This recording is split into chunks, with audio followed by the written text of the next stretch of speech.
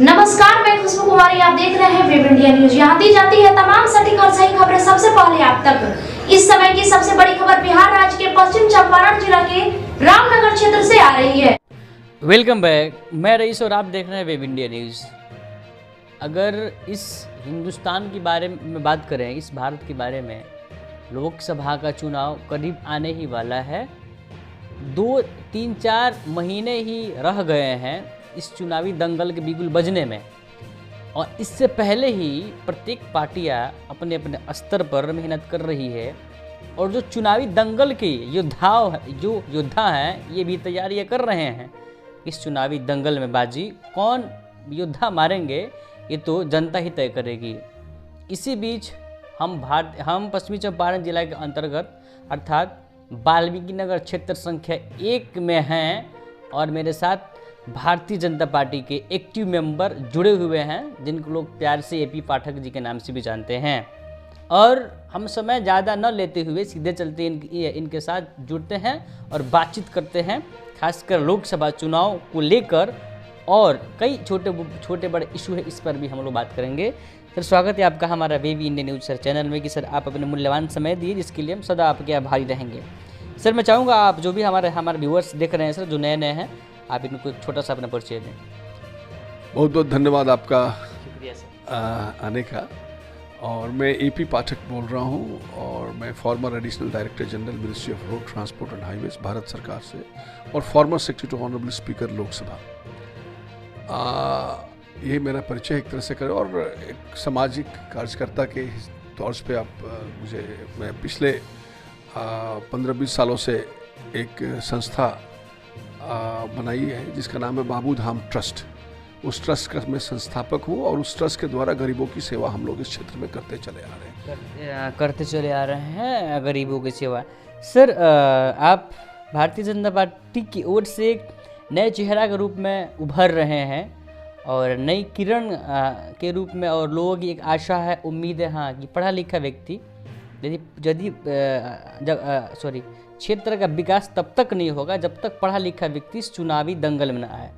Sir, सवाल sir आपसे ये है सर कि अभी हाल ही में बिहार के मुख्यमंत्री नीतीश कुमार जी ने जनसंख्या को लेकर टिप्पणी किए हैं। एक वाक्य उन्होंने प्रयोग की है जिसको मैं कहना असभ्य नहीं समझता हूँ। सर, इस पर आपकी क्या राय है? क्या लगता है कि जिस प्रकार उन्होंने जनसंख्या को लेकर बात कही वो सत्य है या असत्य, या किस प्रकार है सर? क्या है इस पर आपकी राय? देखिए, ऐसा है कि ये बहुत ही पढ़े लिखे मुख्यमंत्री भी हैं, और प्लस 3 टर्म से मुख्यमंत्री जनता इनको बना रही है, और जो उन्होंने वाक्य का प्रयोग किया है, ये आदमी को अपने परिवार में भी और अपने गांव समाज में भी कहने में भी शर्म आती है। ये तो विधानसभा के फ्लोर पे इन्होंने जो कहा, जो कि पूरा मीडिया कवर करती है, पूरे देश में जाता है, ये बहुत ही शर्मनाक है। ठीक है, ये चीजें सबको पता है कि क्या सिस्टम होता है, एजुकेशन क्या है, सेक्स एजुकेशन क्या है, ये सबको जानकारी है। लोगों को स्कूलों में आज के डेट में अब स्टार्ट होने जा रहा है ये सब चीज़ों का। लेकिन एक इस प्लेटफॉर्म पे इस तरह की बातें करनी, शर्मनाक बातें करनी है, ये टोटली अनकॉल्ड फॉर है, और मैं इसको बहुत ही कि शर्मनाक मानता हूँ। लेकिन सर, इन्हीं के उप मुख्यमंत्री जो अभी सत्ता में है, माननीय तेजस्वी जी, इनका यह कहना है कि जो एजुकेशन विद्यालय में दी जाती है, बुक्स में है, पढ़ाई जाती है, यदि उस एजुकेशन को मुख्यमंत्री ने एक वाक्य में बता दी तो कौन सी बड़ी गलती कर दी, जबकि वो तो हमारे बुक्स हैं, सिलेबस हैं, इसमें शामिल है, जिसको लेकर भारतीय जनता पार्टी काफ़ी उनकी बातों को इनकार कर रही है, नकार रही है। किस तरह के वाक्य बोलना असभ्यता की पहचान है। आप इतना ही सोचिए ना भाई, अगर ये वाक्य असभ्य नहीं रहता तो क्यों माफी मांगते मुख्यमंत्री जी? उन्होंने खुद ही अपने आप यही तेजस्वी से पूछिए कि अगर ये वाक्य सही था तो उनको माफी मांगने की जरूरत क्यों थी? इससे ज्यादा कुछ कहना जरूरत नहीं है। हर एक चीज का क्या तरीका है, हो सकता है सर कहीं जनता का दिल जीतने के लिए? इससे जनता का दिल जीतेंगे कि इससे जनता का मैंने अब ये रहता, अगर माफी नहीं मांगते तो कम से कम वो कह सकते थे, तेजस्वी जी जो कह रहे हैं वो हो सकता है कि लोग बाग एक तरह से सोचेगा कि भाई इन्होंने ऐसा कुछ कहा है, लेकिन जब माफी मांगे इसका मतलब कि उन्होंने गलत कहा है, बात सही होगी, ये प्रूफ हो गया कि ऐसा नहीं कहना चाहिए। और हर एक चीज का बोलने का बताने का तरीका अलग होता है। ये टोटली अशोभनीय ढंग से उन्होंने बात कही है और ऐसे कभी नहीं कहा, और इससे हमारे माताओं बहनों का एक तरह से उनकी इज्जत को उछाला गया। सर अगला सर आपसे सर ये सवाल है कि हमारे मुख्यमंत्री ने पूर्व मुख्यमंत्री जो हमारे जीतन राम मांझी हैं, जो एक काफ़ी निम्न वर्ग से आते हैं, उनको यह भी कह दिया कि आप मेरे बदौलत मेरे वजह से सीएम पद पर चुने गए थे, मैंने आपको बनाया था। सर क्या इस प्रकार किसी पूर्व सीएम को कहना, ये जो वाक्य उनको जताना कि बताना कि मैं हूँ तभी आपका मेरा वजूद है, इस पर सर आपकी तो क्या राय है? क्या इस प्रकार कहना उचित है या अनुचित है? देखिए, कोई सीएम बनाना क्या करना ये सब पूरे एमएलए लोग डिसाइड करते हैं। क्या परिस्थिति रही, आप क्यों उनको बनने दिया, ये सारी की सारी एमएलए का अपना, जिसकी मेजोरिटी जिसके लिए होती है वही बन सकता है। ये सरासर जो जीतन राम मांझी जिस वर्ग से आते हैं उस वर्ग का, उस जात समाज का अपमान कर रहे हैं और खाली एक जातिगत जनगणना करके ये लोग उसको अपना सोच रहे कि हमारा वोट बैंक बढ़ेगा। ये टोटली इससे जो है इससे समझ में आता है कि मुख्यमंत्री जी जो बिहार के मुख्यमंत्री हैं छोटी जातियों को किस नज़र से देखते हैं, इस वाक्य से आप समझ सकते हैं। सर अभी हाल ही में सर हमारे मुख्यमंत्री ने पुनः बिहार को विशेष राज्य का दर्जा का मांग करने लगे। सर क्या वजह हो सकती है, हालांकि चुनाव करीब है लोकसभा का? ऐसा है कि जब हम लोग के साथ थे ये और उस समय इन्होंने फिर क्यों नहीं मांग, तो देखिए मांग तो जायज है जो भी हो, लेकिन ये पॉलिटिकल ढंग से मांग कर रहे हैं। हमारी बिहार का जो हम लोग देखिएगा, अगर हमारी सरकार आएगी, अगर भारतीय जनता की सरकार आएगी तो हम इसको पूरा इस स्पेशल विशेष रात का दर्जा देंगे हम। लेकिन ये जो है इनका तो है पलटू राम है, अब तो सब देख ही रहे हैं। जब देखते हैं कि भाई इलेक्शन आ रहा है और जो आ रहा है उसमें इस तरह की मांग कर देते हैं। और ये मैं पक्का कह रहा हूं कि ये टोटल पॉलिटिकल स्टंट है इनका, इसमें कोई और इनको बिहार से कोई मतलब नहीं है। सर हाल ही में सर अभी हम लोगों ने इस वाल्मीकि नगर क्षेत्र को भ्रमण कर रहे हैं और हर जगह कवर भी हम लोग करके दिखाते हैं हमारी जो भी व्यूअर्स हैं। सर अभी आपका है एक फ़ोटो, एक बैनर अगर हम लोग इसको बोले, प्रत्येक इस लगभग वाल्मीकि नगर क्षेत्र संख्या में टंगी हुई है सर। इससे लोगों के अंदर हमने बात भी की, एक उम्मीद की किरण झलक मतलब दिखाई दे रही है। इस लोकसभा का चुनाव में क्या लगता है कि एक उम्मीद की किरण एक हमेशा के लिए प्रकाश बन के चमकेगी, या किस प्रकार, या एक सिर्फ मौसम की तरफ होगा कि हाँ कि अभी है ठंडी है तो चल रही है फिर गर्मी आएगी? ऐसा है कि मौसम वाला हमारा काम नहीं होता है। हमारा काम जो है, हम बाबू धाम ट्रस्ट के द्वारा पिछले 16 सालों से इस क्षेत्र का मैं काम करता, गरीबों के बीच में काम करता चला रहा हूँ, विकास का काम करता चला रहा हूँ पूरे चंपारण के क्षेत्र में। हमारा बैनर पोस्टर तो हमेशा लगता चला आ रहा है और ये लोग हम मने किसी पहचान के मोहताज नहीं हैं। हाँ, जहाँ तक सवाल है, जैसे जब से मैं भाजपा ज्वाइन किया हूँ उस समय से मैं लगातार क्षेत्र में हूँ, लगातार गरीबों के बीच में जा रहा हूँ, जनता के बीच में जा रहा हूँ। मोदी सरकार की जितने भी हमारी उपलब्धियाँ हैं उनको मैं बता रहा हूँ और हमारा जनसंपर्क लगातार चलता चला आ रहा है। हर एक महीने के करीब से 20 से 25 दिनों के बीच में हम क्षेत्र में रहते हैं। कभी कभी हम दिल्ली में वहाँ जाते हैं क्योंकि वहाँ पे भी हमारा अपना अलग कार्यकलाप है, लेकिन हम जनता के बीच में रह रहे हैं और जनता अगर चाहेगी तो ज़रूर सफलता मिलेगी। और पार्टी अगर इसका मौका देती है तो मैं ये श्योर करता हूँ कि हमारा जो 15-16 सालों का जो कार्यकलाप रहा है, गरीबों के बीच में विश्वास मैंने पाया है, उनकी मदद की है। कोरोना काल में हम लोगों ने 1.5 से 2 लाख को खाना खिलाया है, राशन बांटा है, मास्क बटा, मैंने बहुत सी सारे काम कर, जनता इस चीज़ों को जानती है और हम हर एक जगह पहुंच रहे हैं और भारतीय जनता पार्टी की जो उपलब्धियां हैं सबको हम बता रहे हैं, चाहे वो हमारा 15 अगस्त का मामला हो रहा है, चाहे और भी जो जितने भी हमारा स्वच्छता अभियान का रहा है। सर सवाल सर फिर पुनः बनता है सर, आपने सर बातों को किसी एक साहित्यिक ढंग से बता दी सर। बात ये सर, सवाल ये आपसे ये सीधा सीधा कि जब आप भारतीय जनता पार्टी को ज्वाइन किए तब से सर आपकी जो है पहचान या फोटो वगैरह जिसको बैनर कहते हैं क्षेत्र में काफ़ी बढ़ने लगे हैं और जनसंपर्क भी आप करने लगे सर। क्या फ्यूचर में क्या लगता है कि यह किस प्रकार आप इसको किस बिंदु पर लाकर आप इसको छोड़िएगा? ऐसा है कि हम एक भारतीय जनता पार्टी के एक कार्यकर्ता हैं, हमारा काम है कि भारतीय जनता पार्टी के उपलब्धियों को पूरी जनता के बीच में ले जाना, हम वो कर रहे हैं। बाकी पार्टी का अगर समझती है कि मैं सक्षम हूँ और यहाँ से सीट निकाल सकता हूँ, तो अगर पार्टी मुझे मौका देती है तो मैं 101% इस सीट को निकाल कर दिखाऊंगा। सर इस लोकसभा चुनाव में पार्टी किस बेस पर टिकट देगी?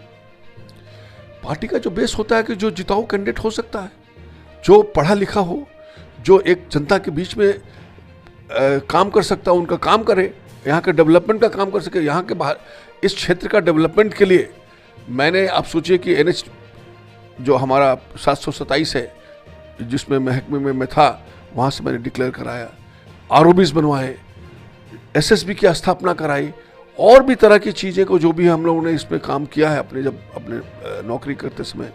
प्लस साथ साथ गरीबों की भलाई की है, गरीबों के बारे में हम लोगों ने हर एक गरीब का, हमने चाहे वो हॉस्पिटल का मामला हो, चाहे उनके एजुकेशन का मामला हो, चाहे उनकी कम से कम 8 से 10 हज़ार नौकरियाँ हमने गरीबों को, जो भी अपने परिवार है उनको दिलाया। आप सोचिए कि 8 से 10 हज़ार परिवार वो पल रहे हैं। तो इस तरह से जो क्षेत्र में काम करेगा उसी को भारतीय जनता पार्टी जो है और जो सक्षम होगा उसी को वो उसका चुनाव करेगी और मुझे पूरी उम्मीद है कि पार्टी हमारे कार्यकलापों का देखते हुए एक मौका देगी। अच्छा सर, इस लोकसभा चुनाव में किस प्रकार आप इंडिया से चुनावी दंगल में स्वयं को विजयी प्राप्त कीजिएगा? चूँकि तमाम के तमाम सर पार्टियाँ एक तरफ हो गई हैं और आप कहीं ना कहीं सर आप भी हैं, लेकिन छोटी बड़ी पार्टी है सर, लेकिन आप लोग अकेले पड़ गए इस लोकसभा चुनाव में। खासकर भारतीय जनता पार्टी की सर बात करें सर, क्या लगता है कि बहुत सारी समस्याओं को लांघते हुए इस चुनाव में आगे जाना पड़ेगा या स्वयं ही कम समय में या कम मुश्किलात से ही आप चुनाव को फाइट कर जाइएगा? ऐसा है कि जो इंडी गठबंधन है उसका इस लोकसभा चुनाव में कोई इफेक्ट नहीं आएगा। लोकसभा चुनाव जो हमारे जो है यशस्वी प्रधानमंत्री के सामने कोई नहीं टिकेगा। आप बताइए ना कि कौन आदमी है, इंडिया गठबंधन है, कौन प्रधानमंत्री का कैंडिडेट हो जाए, वो भी डिसाइड नहीं। और कोई भी है, जितने भी लोग हैं हमारे यशस्वी प्रधानमंत्री के, अगर देखा जाए तो उसके मैंने सोचिए कि उसके कदमों में कोई ऐसा कैंडिडेट नहीं है। और ये लोकसभा का इलेक्शन जो होगा, जब मामला हो आपके सपनों का घर का तो समझौता कैसा? जी हाँ, अब आपका भी सपना होगा साकार। अब आपके शहर रामनगर में खुल गया है home care design and construction organisation, जहां आपको सभी प्रकार के मकान का 2D 3D नक्शा या फिर नक्शा बनवाना हो, नक्शा पास, सुपरविजन, सर्वे, अनुमानित लागत ब्यौरा, पुराना मकान नवीकरण, भवन सलाह, मेंटेनेंस, जमीन प्लॉटिंग एवं मकान संबंधित interior decoration, plumbing, electrical contractor, कारीगर इत्यादि के लिए रामनगर एवं अन्य जिले के लोग संपर्क करें। Home care design and construction organisation का पूरा पता है रामनगर नगर परिषद क्षेत्र के सबुनी मेन रोड, जिसके प्रोप्राइटर हैं इंजीनियर मसूद आलम, जिनका मोबाइल नंबर 9162052355। टोटली प्रधानमंत्री नरेंद्र मोदी के लिए होगा। और मैं आपको ये भी बता दूं कि हर एक कास्ट के लोग,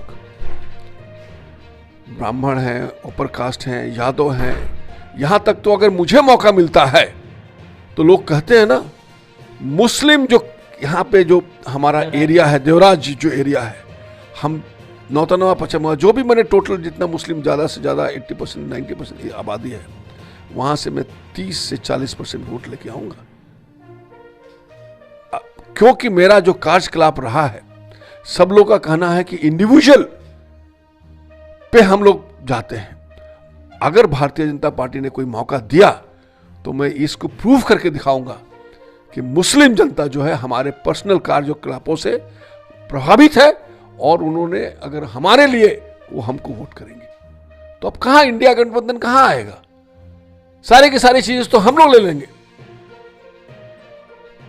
हमारे थारू जात के जो लोग हैं, हमारे अपर कास्ट के जो लोग हैं, हमारे ओबीसी जो लोग हैं, यादव जो लोग हैं, हमारे पार्लियामेंट का इलेक्शन का जो है ये टोटली एक देश का इलेक्शन है, ये स्टेट का इलेक्शन नहीं है। लेकिन सर अगर हम लोग सर यहाँ की बात करें, बिहार की बात करें तो आरजेडी MY का समीकरण लेकर कहती है हाँ कि M जो है मेरे साथ आएगा, और एक भावना बन गई है कि मुस्लिम का जो है वोट जो अल्पसंख्यक का है यह कांग्रेस के साथ जाएगा। तो सर आपके साथ कौन आएगा? मैं बता रहा हूं ना कि अगर मुझे मौका मिलता है, अगर पार्टी मुझे मौका देती है तो मैं दावे के साथ कह सकता हूं, क्योंकि हमारा 15-16 सालों से इस क्षेत्र में जो विकास का काम रहा है, हमने हमारे ट्रस्ट का अध्यक्ष जो है वो मुस्लिम रहा है, मोहम्मद सानी जी, और हमने जो भी काम किया है ये किसी जात पात के लिए नहीं किया है, हमने पूरे सारे समाज को लेकर काम किया है, और सबसे ज्यादा हमारे ट्रस्ट के मुस्लिम लोग उसके फायदे में रहे हैं। तो इंडिविजुअल अगर हमको अगर मौका देती है पार्टी तो मैं चैलेंज के साथ कहता हूं, और यहां पे जनता कुछ कही हुई है, जाकर के सर्वे कर लें कि अगर पाठक जी को मिलता है तो पाठक जी को वोट देंगे कि नहीं देंगे, ये सर्वे कर लें। इस सर और इस पर हम लोग बात भी करेंगे। सर आखिरी सर आपसे है कि सर यह प्रश्न कि लोकसभा का चुनाव में यदि आपको यदि भारतीय जनता पार्टी को बहुमत नहीं मिलती है और सीट कम मिलती है और हमारे बिहार में JDU को सर कुछ सीट प्राप्त हो जाती है जिससे, तो सर क्या आप और JDU ये ऑफर देती है कि आप हमें केंद्र में लाइए तब हम दोनों मिलकर सरकार बनाएंगे, तो सर क्या भारतीय जनता पार्टी बनाएगी या स्वयं किसी और पार्टी से गठबंधन करके बनाएगी? देखिए ये, क्योंकि सर आप इसी नीतीश कुमार को के साथ पहले बिहार में राज किए थे और आप इनको इनकार कर रहे हैं। ऐसा है कि ये चीज़ तो फ्यूचर की बातें हैं। मैं तो कह रहा हूँ कि हमको पूरी की पूरी मेजॉरिटी मिलेगी, जितना अब आज के सीट में हमारे पास सीटें हैं। मोदी जी फिर से दोबारा प्रधानमंत्री बनेंगे, मुझे किसी गठबंधन की जरूरत नहीं पड़ेगी। चलिए सर, लास्टली सर आप क्या कहना चाहेंगे हमारी जनता को लोकसभा चुनाव के बारे में? मैं यही कहना चाहूँगा कि आपको जब मौका मिले सारे लोग निकले घर से और वोट करें, क्योंकि ये आपका अधिकार है, और आप उसके लिए वोट करें जो कि आपको लगे कि देश का सम्मान बढ़ाए, इस देश का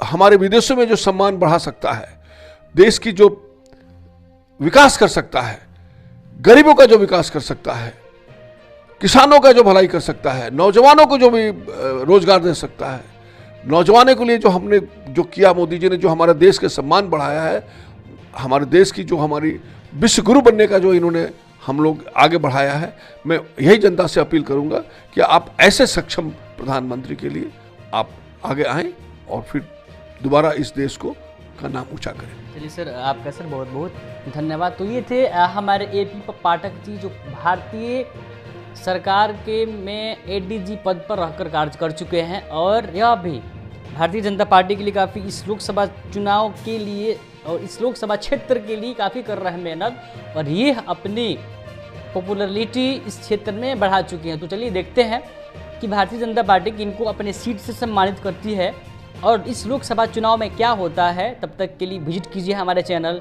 मैं रईसुल आदम, कैमरा पर्सन कलीम कुरैशी के साथ, वेब इंडिया न्यूज़, पश्चिमी चंपारण। बेहतर उपचार, सुरक्षित परिवार। जब मामला हो सेहत का तो समझौता कैसा? जी हाँ, आपको सभी बीमारियों से निजात दिलाने के लिए खुल गया आपके शहर रामनगर में गुड हेल्थ क्लिनिक, जहां आपको आपके स्वास्थ्य के लिए मिलेगा 24 घंटे उपचार की सुविधा, जहां कम खर्च में डॉक्टर आई आलम के द्वारा मिलेगा बेहतर इलाज, जहां जोड़ दर्द, साइटिका, चोट, सूजन एवं टूटा फूटा प्लास्टर एवं ऑपरेशन की सुविधा, बुखार, खांसी, सर्दी, निमोनिया, दम फूलना, जलन होना, पेट, छाती, गुर्दा, लीवर, किडनी, प्रोस्टेट, पेशाब की थैली का उत्तम इलाज, महिलाओं के बच्चेदानी, मासिक गड़बड़ी, सफ़ेद पानी एवं ब्लड गिरना, लिकोरिया, गांठ हो जाना, बांझपन एवं पथरी के मरीज का 100% सफल इलाज। गुड हेल्थ क्लिनिक का पूरा पता है रामनगर नगर परिषद क्षेत्र के Narayanapur ward number 10 SN public school के समीप।